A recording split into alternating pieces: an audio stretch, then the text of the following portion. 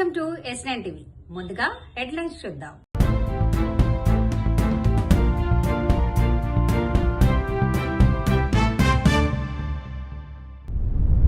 ఇందిరమ్మ చీరల పంపిణీలో పాల్గొన్న ఎమ్మెల్యే దానం.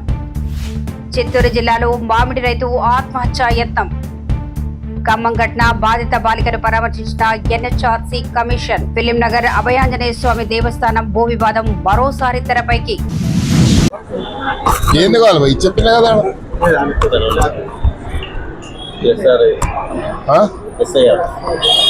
ఎస్ఐఆర్ నేను మొన్ననే చెప్పాను.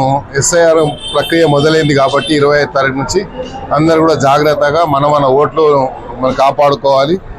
మరి ఇప్పుడు BLS కూడా మళ్ళా మీటింగ్ ఉంది, ట్రైనింగ్ ప్రోగ్రామ్ ఉంది కాబట్టి సభ్యులంతా ఎవరైతే అపాయింట్ అయ్యారో అందరు పోయి మీరు ఆ ట్రైనింగ్ తీసుకొని ఎట్లా వెరిఫికేషన్ ఎట్లా చేస్తున్నారు ఏందనేది అది సైంటిఫిక్గా చేస్తుండ్రా చేస్తలేరా అనేది మళ్ళీ మాకు సమాచారం ఇస్తే దాని మీద మేము అవసరం ఉన్నటువంటి ఎలక్షన్ కమిషన్కి తప్పకుండా సమాచారం ఇచ్చి దాని మీద చర్య తీసుకుంటాం. అదేవిధంగా ఈరోజు ప్రత్యేకంగా ఇంద్రమ్మ చీరల పంపిణీ కార్యక్రమంలో భాగంగా జూబ్లీహిల్స్ డివిజన్లో ఈ కార్యక్రమం రావడం జరిగింది. 18 బస్తీల అధ్యక్షులు మామిడి నరసింహరావు గారు, ఇక్కడ డివిజన్ అధ్యక్షులు కాటూరు రమేష్ గారు, అదేవిధంగా ఆకుల రాజు గారు, గన్నే నాగేష్ గారు, గని గారు, మరి అదే కిరణ్ గారు, బస్తీ మన సమైక్య నాయకులు మన గన్నమ్మ గారు, పద్మ గారు, మిగతా సమైక్య సభ్యులందరికీ పేరు పేరున ధన్యవాదాలు తెలియజేసుకుంటూ అర్హులైన ప్రతి కుటుంబానికి ప్రభుత్వం ఇచ్చే ప్రతి సంక్షేమ పథకాన్ని అందించడానికి మహిళా సంఘాల వారు, పొదుపు సంఘాల వారు, సమైక్య సంఘాల వారు ముందుండి అందరినీ కూడా మరి ఈ రాష్ట్ర ప్రభుత్వం ఇచ్చే ప్రతి సంక్షేమ కార్యక్రమంలో భాగస్వామ్యం చేయాలని కోరుకుంటున్నాను.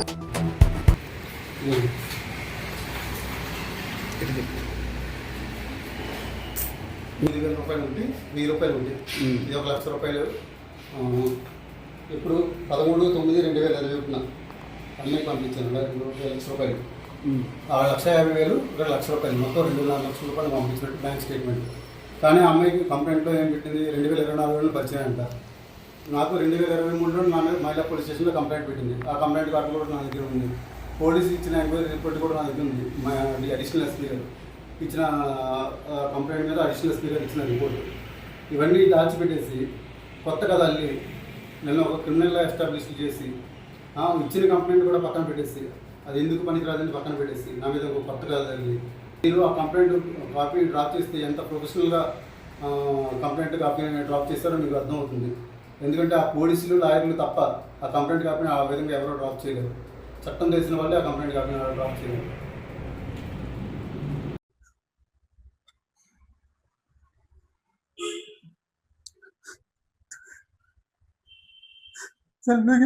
నరకు చేయాలంతా చేశారు సార్.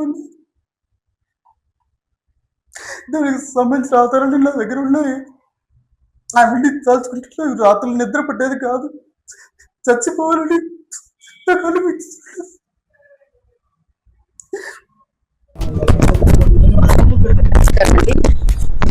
ఈరోజు నేను ఖమ్మంలో జరిగిన సంఘటన మీద ఎవరైతే విక్టిమ్ ఉందో ఆ చిన్నారి పాపని నేను పలకరించడానికి వచ్చానో ఆమె హెల్త్ ఏంటి, ఎలా ఉంది, డాక్టర్స్ యొక్క ట్రీట్మెంట్ ఎలా ఉంది, భవిష్యత్ ఏంటి ఆ పాపది, ఆ పేరెంట్స్ ఏం ఆలోచిస్తున్నారు, ఈ అన్ని విషయాల మీద తెలుసుకోవడం కోసం ఇక్కడ రావడం జరిగింది. నేను లోపలికి వెళ్ళాను, విక్టిమ్ని కలిశాను. ఆ పాప పరిస్థితి మాత్రము చాలా దారుణంగా ఉంది. ఎందుకంటే పైనుంచి కింద పడేసినందువల్ల ఆ పాప యొక్క స్పైనల్ కార్డ్ చితికిపోయింది.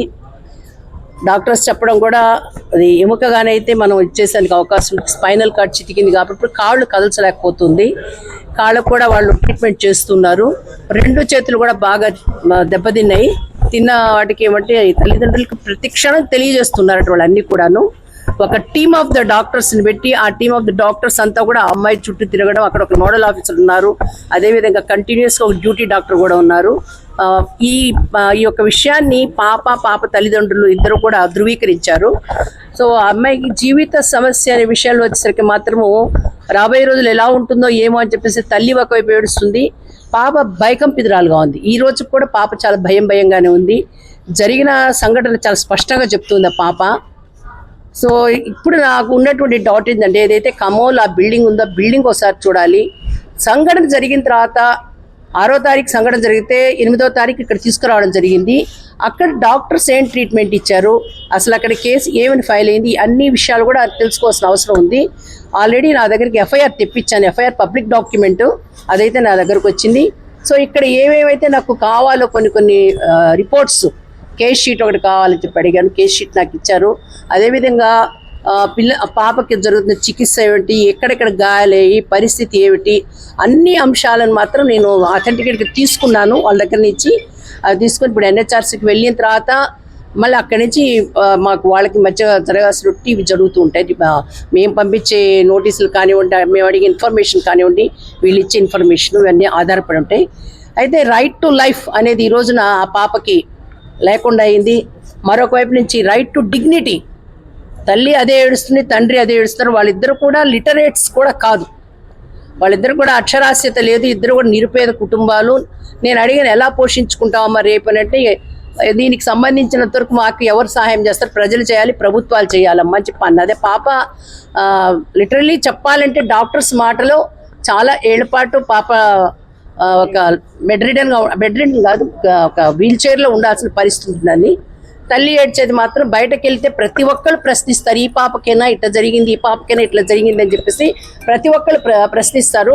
అప్పుడు నేను ఎక్కడ ముఖం పెట్టుకోవాలి, నా బిడ్డ ఎట్లా ఇది ఏంటంటే సమాజంలో ఒక భయాన్ని సృష్టించేటువంటి సంఘటన. మిగతా పిల్లలు కూడా ఎక్కడికి వెళ్ళాలన్న తల్లిదండ్రులకి బయటకు పంపాలన్న వాళ్ళకి భయమే, వెళ్ళాలన్నా కూడా భయమే. 8వ తరగతి చదువుకుంటున్న ఒక విద్యార్థిని రైట్ టు ఎడ్యుకేషన్ ఉంది మనకి, తన హక్కుగా చదువుకుంటున్న ఆ బిడ్డకి ఈరోజు ఈ విధంగా జరగడం చాలా హృదయ విదారకమైన సంఘటన. ఇది నేషనల్ హ్యూమన్ రైట్స్ కమిషన్ నుంచి ఈ ప్రాథమిక హక్కులకు సంబంధించిన అంశం ఇది. మేమేమిటంటే నిత్యము డిపార్ట్మెంట్ వాళ్ళతో కాంటాక్ట్లో ఉంటాం. అదేవిధంగా వాళ్ళు కూడా చెప్తున్నారు, హెల్త్ మినిస్టర్ ప్రతిరోజు కూడా మాట్లాడుతున్నారు, హెల్త్ మినిస్టర్ పిఏ మాట్లాడుతున్నారు, మమ్మల్ని అన్ని విషయాలు కూడా అడుగుతూ ఉన్నారు. మేము వాళ్ళ వల్ల కొంచెం ధైర్యంగా ఉన్నా కానీ ఇక్కడి నుంచి బయటకు వెళ్ళిన తర్వాత మా పరిస్థితి ఏందని వాళ్ళు ఏడుస్తున్నారు. సో ట్రీట్మెంట్ విషయంలో డాక్టర్స్ అయితే చాలా బాగా చేస్తున్నారు. పేరెంట్స్ యొక్క ఇది వాళ్ళు చూపించినటువంటి రికార్డ్స్ కూడా అదే చూపిస్తూ ఉంది. సో NHRC నుంచి ఏ విధంగా ముందు నడిపించాలనేది అక్కడ ఢిల్లీకి వెళ్ళిన తర్వాత నేను నిర్ణయించడం జరుగుతుంది. జై హనుమాన్, జై హనుమాన్, జై హనుమాన్. ఫిలిం నగర్ అభయాంజనేయ స్వామి దేవస్థానం 2021లో దేవాలయం కూల్చినప్పుడు, ఉద్యమం చేసినప్పుడు అక్కడ ఉన్న ఆ యొక్క ప్రాపర్టీ యొక్క ఓనర్స్ ఎవరైతే ఉన్నారో 2750 గజాలు స్వామివారి పేరుతో ఏర్పాటు చేస్తామని దేవాలయాలు ఆగమ శాస్త్ర ప్రకారం నిర్మాణం చేసి ఒక గోశాల, ఒక చిన్న కళ్యాణ మండపం, ఒక కార్యాలయాన్ని ఏర్పాటు చేస్తాము మా సొంత ఖర్చులతో అని చెప్పి ఇప్పుడు కొన్ని గజాల్లో మాత్రమే ఆలయ నిర్మాణం చేసి అది కూడా ఎండోమెంట్కి ఇచ్చేసామంటున్నారు.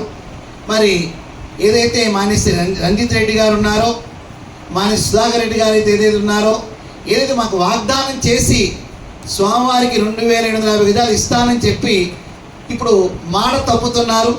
కావున మాట నిలబెట్టుకోవాల్సిందిగా ఈ రోజున తెలంగాణ రాష్ట్రంలో ఉన్నటువంటి మఠపీఠ ఆశ్రమతులు అందరూ కూడా కలిసి భక్తులతో కలిసి రంజిత్ రెడ్డి గారి ఇంటికి వెళ్తున్నాము. వారిని ప్రశ్నించదలుచుకున్నాం. దేవాలయ భూమిని దేవాలయానికి అప్పచెప్పండి, మడమ తిప్పను మాట తప్పను అని సుధాకర్ రెడ్డి గారు మాట ఇచ్చి మాట తప్పారు. కావున వారిని మాట నిలబెట్టుకోండి. మీకు ఎక్కువైతే ఎండబెట్టికి ఇచ్చుకోండి మీ ఆస్తులు ఏమైనా ఉంటే. హిందూ సమాజానికి మీరు వాగ్దానం చేశారు, పూజ్య స్వామీజీలకు వాగ్దానం చేశారు, స్వామివారికే కేటాయిస్తామని. మరి మేము అప్పుడు మీకు సహకరించాం, నిర్మాణాలు పెరిగినాయి, కానీ ఇంతవరకు దేవాలయం ప్రతిష్ట అవ్వలేదు, ఆస్తి స్వామివారి పేరుతో ఇవ్వలేదు. ఇప్పుడు స్వామివారితో పేరుతో ఆస్తి ఇవ్వకుండా ప్రతిష్ట చేస్తాం దేవాలయం అంటున్నారు. ఇలా 2 నాలుగుల ధోరణిని మీరు ప్రకటిస్తూ సమాజానికి అయోమయం గురి చేస్తున్న రంజిత్ రెడ్డి గారు, సుధాకర్ రెడ్డి గారు, యావత్ హిందూ సమాజానికి మీరు సమాధానం చెప్పాల్సిన అవసరం ఉంది. లేకపోతే ఇది చట్టరీత్యా మరియు ఒక చైతన్య స్ఫూర్తిదాయకంగా ఉద్యమాన్ని శ్రీకారం చుడతామని చెప్పి మరొకసారి మీకు హెచ్చరిక చేస్తున్నాం. జై హనుమాన్. ఇంతటితో వార్తలు సమాప్తం. మరిన్ని అప్డేట్స్ కోసం చూస్తూనే ఉండండి S9 TV న్యూస్.